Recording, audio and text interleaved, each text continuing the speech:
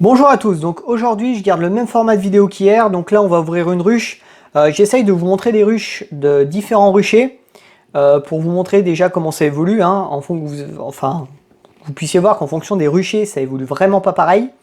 Et puis voilà, des situations un petit peu différentes. Alors là c'est vrai que maintenant que j'ai un peu, on va dire, mis toutes mes ruches au même niveau, que j'ai réintroduit les rennes et tout ça, voilà, c'est vrai qu'il n'y a plus grand chose de particulier à part voir les différences entre les réserves. Certaines ruches où je rajoute un cadre, des fois j'en rajoute deux. Voilà, des petites particularités comme ça.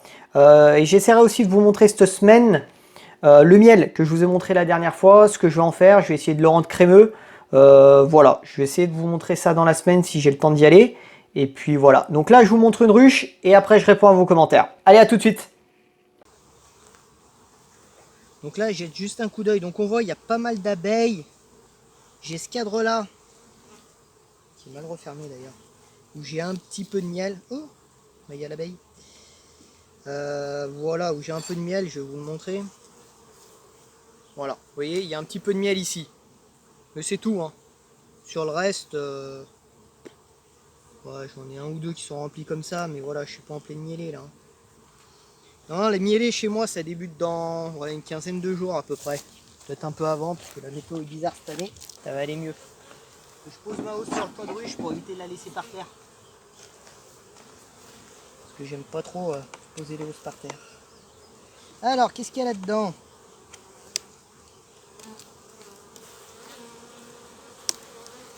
Bon, là on voit, elles sont un peu dynamiques. Bon, de toute façon, rajouter des cadres ici, ça devient un peu difficile.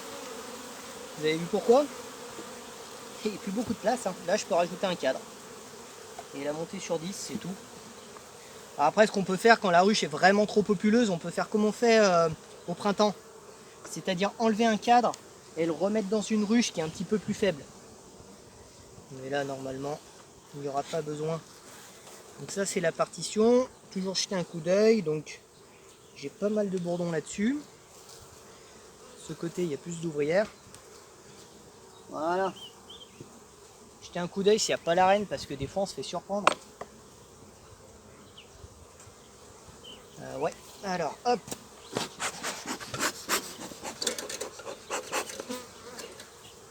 Hop.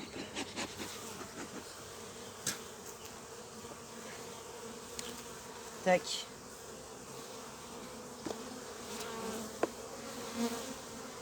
Alors, qu'est-ce qu'il y a ici? Ouais, c'est même assez sec. C'est-à-dire qu'on voit que là-haut, il y a un peu de miel, heureusement. Hein. Mais ce cadre-là, ouais, il n'y a pas grand-chose.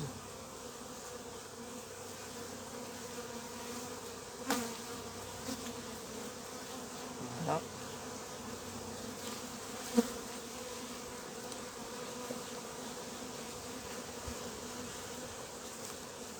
Ici. Bon, bah voilà, donc j'ai du couvain. J'ai pas de ponte, par contre, j'ai que du vieux couvain operculé. J'ai pas de larves non plus. Ok.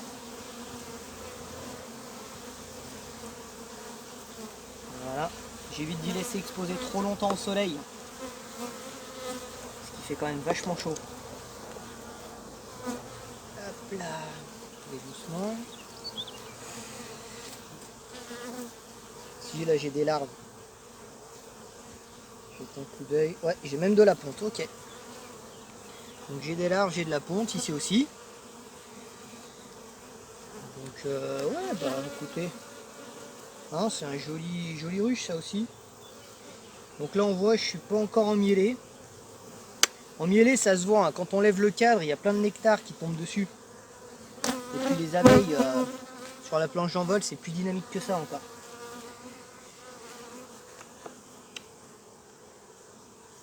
Hop, pareil on y va tranquillou.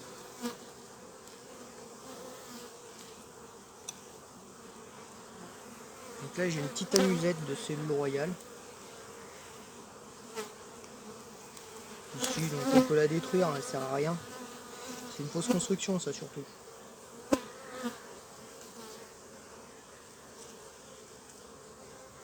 Hop. Tac. Alors.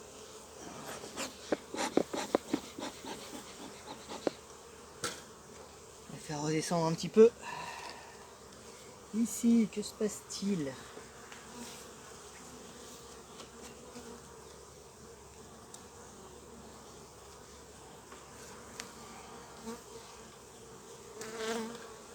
Bon, alors lui, il est full en pollen. Il est plein de pollen, celui-là. Pareil, ils m'ont fait une petite amusette ici.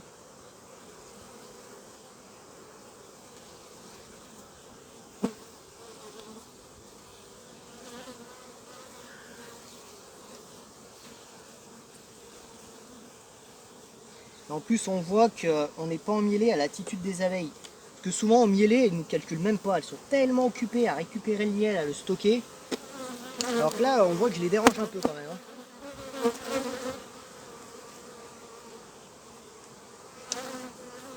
Bon, bah voilà, ça aussi, c'est un joli cadre.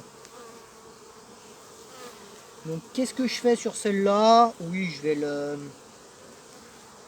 la réagrandir. Il me reste une place ici. Et ben, on va aller mettre une cire.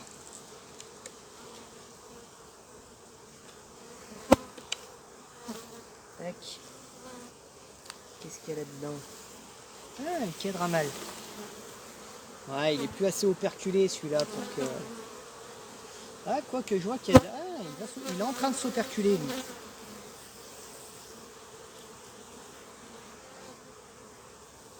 Hop là. Et doucement.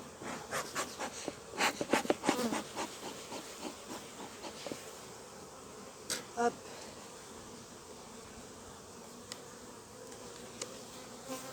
Tac.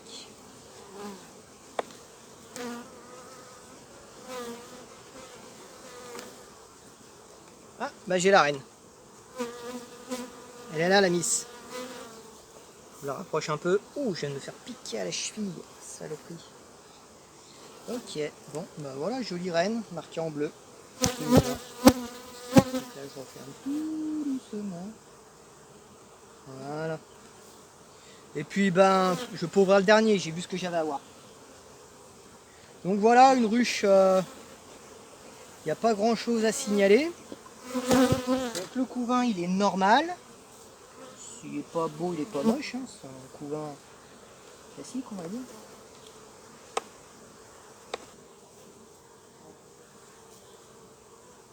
Donc là, deux choses. Déjà, je vais enfumer.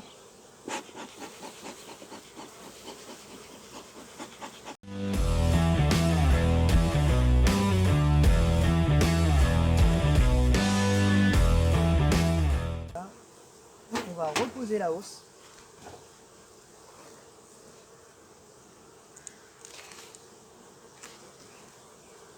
La partition, je la laisse là pour l'instant, je laisse couler dans le nourriture juste après. Voilà. Hop. Puis du coup la partition, je vais la récupérer. Hop. Voilà, je les mets dans le nourrisseur, elles vont regagner la ruche, hein, elles connaissent le chemin. Hop. Puis là j'ai plein d'abeilles là-dessous, mais elles ne me dérangent pas, elles c'est pareil, elles vont regagner la ruche. Voilà. Donc voilà une jolie ruche. Jolie ruche. On va passer à la suivante. Alors, je vais en profiter du coup pour répondre à vos commentaires. Donc, j'aime bien ce modèle, là, je trouve ça assez interactif. On va le garder pour l'instant, on verra après si je change ou pas. Alors, premier commentaire que j'ai eu, donc, bonjour avant tout, merci pour cet ensemble de vidéos permettant d'observer quotidiennement la conduite d'un rucher. C'est une approche ludique et louable car forcément chronophage. Oui, c'est vrai, en partie. Bien qu'ayant suivi 2 ans de formation, je reste dans la pratique débutante, tout se passe bien pour moi, mais je me pose une question simple. Celle de l'utilité de la partition dans la saison actuelle. Pour moi, cela fait sens en saison froide, par contre, je perçois mal son utilité en saison chaude. J'ai par exemple enruché il y a 3 semaines un essaim de taille moyenne que j'ai récupéré et j'ai mis directement sur 10 cadres avec cire gaufrée. La colonie s'est resserrée sur la gauche et elle occupe aujourd'hui 5 cadres, le 6e étant déjà en construction. J'ai du couvain frais sur 2 cadres, pas encore fermés, mais ça ne saurait tarder. Quel argument devrait me pousser à absolument placer une partition? Bonne question. Non, en fait, il n'y a pas d'argument. il n'y a pas d'argument pour, il n'y a pas d'argument contre. Si j'ai bien compris, la manière de faire, c'est-à-dire que il y a une ruche qui est sur, alors, essaim moyen, c'est ça, 4-5 cadres à peu près, et la placer en fait directement sur 10 cadres. Directement, alors ça fait quoi? Ça fait 6 cires gaufrées, 5-6 cires gaufrées d'un coup. Alors, moi c'est une méthode que j'ai fait une année, mais je pense que déjà je m'y suis mal pris. Parce que ce qui s'est passé du coup, c'est que l'essaim, au début il a bien évolué. Il a construit la... du coup il était sur 5 cadres à la base. Il a construit le 6e cadre sans problème. Le 7e il l'a moitié construit et il s'est arrêté là. Et du coup la ruche, parce que ça a fait partition, la ruche elle a continué à gonfler. Et puis elle a essaimé, et puis essaimé sur essaimé. Alors, je sais qu'il y a des apiculteurs qui utilisent cette méthode-là, c'est-à-dire en fait mettre directement sur 10 cadres et laisser les abeilles se débrouiller. Faut bien faire attention, ce qui est une méthode à suivre, faut pas le faire n'importe comment. Voilà, c'est surtout ça. Après, honnêtement, il n'y a pas forcément d'argument pour ou d'argument contre. Moi, je vais régulièrement dans mes ruches, donc c'est vrai que j'augmente mes colonies au fur et à mesure. Mais après, si on n'y va pas souvent, on va dire, et qu'on veut gagner du temps, je sais qu'il y a des apiculteurs, même professionnels, qui utilisent ces méthodes-là, de mettre directement 3-4 cadres de couvain et laisser la ruche se développer. Apparemment, ça marche. Moi, je ne sais pas faire, je l'ai fait une fois, ça n'a pas marché, mais c'est vrai que j'ai pas réitéré depuis. Voilà, non, il n'y a pas forcément j'arrive pas à parler. Il n'y a pas forcément d'argument pour ou contre. C'est vraiment en fonction de ce qui arrange. Si cette méthode elle vous convient, appliquez-la, il n'y a pas de souci. Moi je ne sais pas la faire et puis quand je l'ai fait elle n'a pas marché. Mais je m'y suis peut-être mal pris. Mais oui, alors après, l'argument qu'il pourrait y avoir contre, c'est que si on prend une ruche qui est trop grosse, une ruche, je veux dire le nombre de cadres trop gros par rapport à la colonie, il y a un risque de développer de la teigne, enfin de la fausse teigne. Mais bien sûr, une fois de plus, sur des cires gaufrées, c'est limité, mais voilà, des cadres que les abeilles peuvent pas s'occuper, il peut y avoir de la teigne. Voilà, mais après, c'est une méthode que je sais que certains utilisent, donc pourquoi pas. Moi, pourquoi je mets une partition? Parce que le fait de mettre la partition, je la mets en fait en hiver et j'augmente progressivement ma ruche. Parce que je les monte pas non plus toutes sur 10 cadres. Il y en a qui vont être que sur 8 cadres, que sur 7, en fonction de la ruche. Et comme j'y vais régulièrement, j'ai pas besoin de faire ça. Mais en fait, c'est deux méthodes qui marchent. C'est comme si on me demandait l'argument pour avoir de la dadan plutôt de la lance-trotte. Il n'y en a pas. C'est des méthodes qui sont différentes. Il y a les avantages et les inconvénients pour les deux, mais voilà. Voilà. Et si vous faites cette méthode et qu'elle fonctionne, qu'elle vous va, continuez avec. Il n'y a pas de souci là-dessus. Non, il n'y a pas forcément d'argument qui va faire que j'ai raison, on va dire. Ok. Ensuite, bonjour, pas de critique de ma part, ça tombe bien, c'est pas obligatoire. Pratique l'apiculture qui te convient, c'est le principal, exactement. Je vous laisse savoir, le renfort métallique sur le dessus des caisses, c'est d'origine ou c'est rajouté? D'origine. En fait, c'est l'année dernière, il y a eu le Covid et tout ça. Les ruches que je prends habituellement, elles sont en pin et là il n'y en avait plus. En fait, c'est des ruches qui sont en bois du Japon. C'est un bois qui est super léger. Alors, ils ont l'avantage quand on les porte, les ruches sont très légères. Par contre, c'est un bois qui est très tendre. Et le problème, c'est qu'avec le lève-cadre, on les abîme. Donc, c'est pour ça que d'origine, il y a une plaque métallique dessus. Sur d'autres ruches, je ne sais pas si tu as regardé toutes les vidéos que j'ai faites, sur d'autres ruches, il n'y en a pas. Mais ça, c'est des ruches qui sont en bois tendre, donc en fait, c'est d'origine. Voilà, c'est pas forcément un type de ruche que je conseille. Ils ont l'avantage d'être légères. Par contre, le bois tendre, je ne sais pas si ça va durer dans le temps. Alors là, ça fait qu'1 an que je les ai, donc forcément, elles vont bien. Mais est-ce que ça va durer dans le temps? Je suis quand même sceptique là-dessus. Ensuite, bonjour. Sur le cas que tu nous présentes en fin de vidéo, c'est malheureusement toi qui provoque l'essaimage. Oui, d'accord. Je m'explique. En plaçant une cire gaufrée en 5e position, la cire gaufrée fait partition, du coup, les 4 de couvain en 6, 7, 8e position se sont mis à faire des cellules royales. On le voit sur la vidéo. C'est le risque avec une cire en milieu de couvain. Tant qu'elles ne sont pas étirées, elles peuvent jouer un rôle de partition. Je ne sais pas si j'ai été clair dans mes explications. Pas facile en quelques mots. Oui, c'est vrai que c'est pas facile à l'écrit. Bon courage pour le reste de la saison. Merci, bon courage à toi aussi François. Alors c'est moi qui ai provoqué l'essaimage, oui non. En fait j'ai compris ce que tu voulais dire. C'est-à-dire qu'en fait le fait que j'ai casser le couvain avec une partition, avec une cire gaufrée, en fait, ça fait partition. Donc il y a eu la partie de la reine, la partie de la ruche où il y a la reine, et l'autre partie qui est devenue orpheline. Enfin, qui était considérée par les abeilles comme orpheline, c'est ça que tu as voulu dire. Oui, alors, je vais revenir, et justement, ça fait le lien avec le commentaire que j'ai répondu avant de Dartois, je ne sais pas comment on prononce. Oui, le fait de mettre une cire en milieu de couvain, ça peut faire partition. Je le fais habituellement, et il n'y a pas de souci, parce que à partir du moment où il y a du miel et du pollen, elles construisent, et il n'y a pas de partie de ruche qui est orpheline. Là, cette année, j'ai fait ça. J'ai cassé le couvain avec des cires gaufrées, et ça a posé le problème que je pense que ça a pu jouer dans l'essaimage en effet. Parce qu'en fait, il a fait mauvais temps, donc du coup, elles n'ont pas construit la cire gaufrée, et du coup, il y a une partie qui a pu être considérée comme orpheline. Alors cette ruche, c'était pas le cas. Elle a essaimé parce qu'elle était trop populeuse, il fallait que je fasse un essaim et je ne l'ai pas fait.